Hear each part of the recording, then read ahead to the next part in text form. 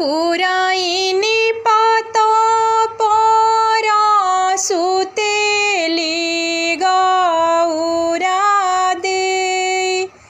सपना देखली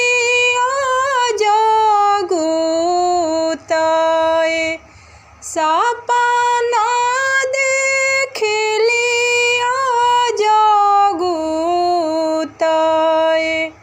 मोरंग देशे बाजना एक बाजेला के करहु खेला बियाह होए के करहु खेला बियाह होए पार परोसिने तुहु मोर गोतिनी सपना के करना विचार तुहु से आनी गौरा तुहु ज्ञानी तुहु पंडितवा के धियाए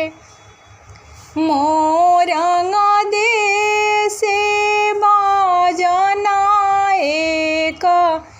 बाजेला शिवजी के होला बियाह होए शिवजी के होला बियाह होए खोलाए गौरा दे लुगारी से फटरी चुनारी पहिरी बलुले हुए चुनारी पहिरी बलुले हुए सवतिनी परिछि बलुले हुए किया ए महादेवा चोरिनी से चटनी किया हम कोखी के बिहुनाए किया हम कोखी के बिहुनाए किया ए महादेवा सेवा से चुकानी काहे कोइनी दोसर बियाह होए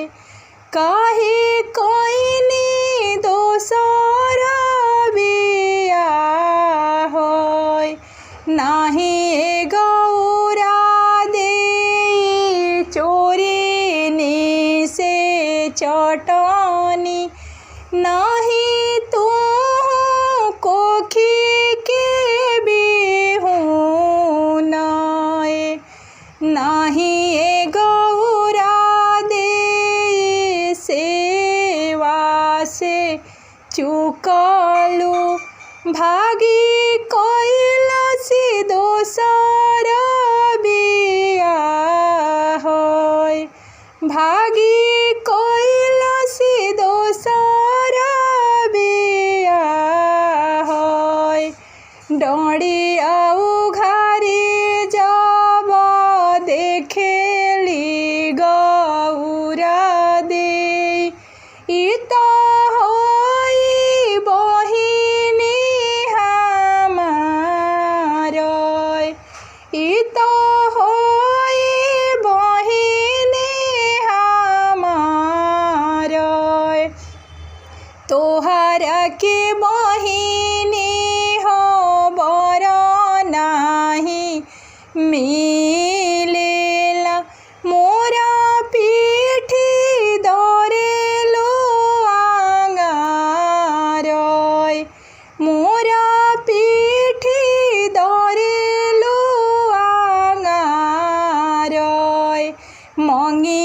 के जोड़ा तू रही है बहिनी कोखिया के होई बिहुन कोखिया के होई बिहुन सारी पैसे बहिनी गोबर करी रसोइया मनलाई करी रसोइया मनलाई हमारो लइकावा खेलई है बहिनी शिवजी के से जे जाने जाहु शिवजी के से